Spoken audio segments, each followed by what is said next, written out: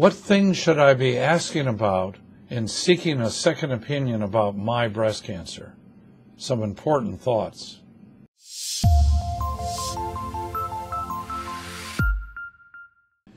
If you're seeking a second opinion for your breast cancer, there are several aspects to that process. As an example, if you come to my institution and come to see me as an example, we would have you bring with you all reports about your care so far. That would include the reports and films or CD of your mammograms, ultrasound examination, core biopsies, whatever it may be related to the imaging part of having a diagnosis made.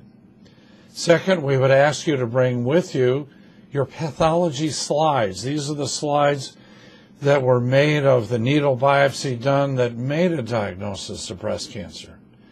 My hospital, as an example, as part of the policy here at St. Joseph Hospital, has a mandated second opinion of looking at slides to make sure that the diagnosis is correct. And given the subtleties of making diagnoses in breast cancer, that's an important second opinion review.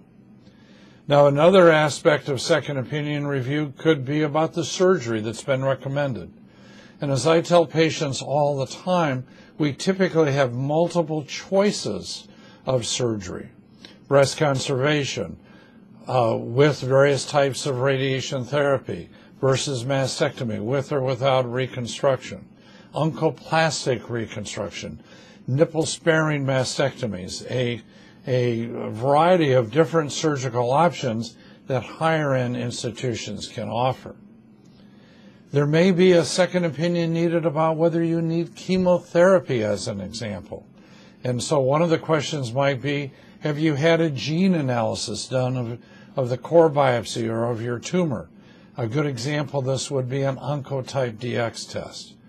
There may be differences of opinion concerning needing or not needing chemotherapy, or the different kinds of chemotherapy programs, or we call them regimens, that you may be needing. And then finally, there may be, in fact, great debate or need for second opinions when it comes to radiation therapy.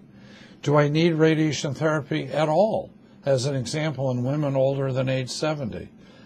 Do I need whole breast radiation therapy, or can I have part of my breast irradiated? Am I a candidate for intraoperative radiation therapy? So it's typically all of those elements that go into giving a second opinion.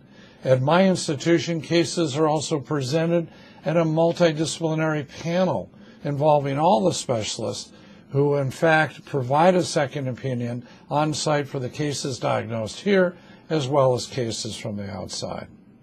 So if you seek a second opinion, be sure that you have all the materials needed, all reports, all images, all pathology slides, and all relevant documents, so that the process can be really thorough and complete for you to have an adequate second opinion.